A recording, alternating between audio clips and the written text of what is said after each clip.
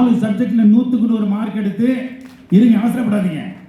ஒரே ஒரு சப்ஜெக்ட்ல 98 மார்க் எடுத்து நான் 4th போனாலும் நினைக்காதீங்க. 3 சப்ஜெக்ட்ல ஃபெயில். All pass.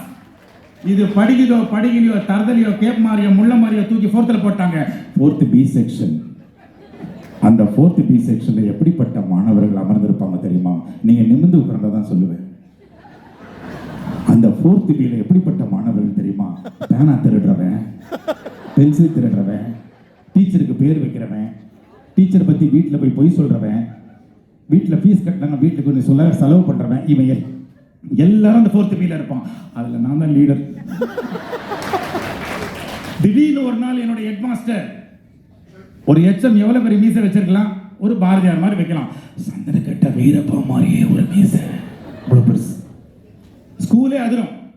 ஏப்பா அந்த 4th பில தாமோதரன் ஒரு பையன் இருப்பான் பார், தாமோனுக்குள்ளமா கருப்பா, அவனை போய் கூப்பிட்டு வாங்க கையோட. ஒருத்தர் வராரு கிளாஸ்ல. இங்க தாமோதரன் யாரு? யாராவது காட்டி கொடுப்பாங்கன்னு நினைக்கிறீங்க? ஒரே அடி அடிச்சிருவேன். ஒருத்தனும் காட்டி கொடுக்கல. அதையும் மீறி ஒரு பூர்வ ஜென்ம எதிரி ஒருத்தன் சார் போட்டு கொடுத்துட்டான். உன்னை ஹெட் மாஸ்டர் கையோட கூட்டிட்டு வர சொன்னார். அப்ப கையை பிடிச்சி கூப்பிட்டு போ.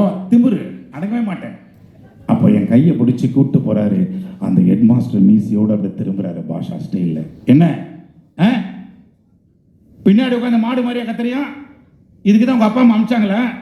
இதுக்கு தான் ஃபீஸ் கட்டுறாங்களா? டீச்சர் மேல என்ன மரியாதை வச்சிருக்க நீ? அடுத்த மாணவன் படிக்க வேண்டாமா? கிளாஸை டிஸ்டர்ப் பண்ற நீ? இல்லை சார், நான் அப்படிலாம் பண்ண மாட்டேன் சார், யாரோ பொய் சொல்லிட்டாங்க சார்னு ஒரு உலகமாக நடிப்பை காட்டினேன்.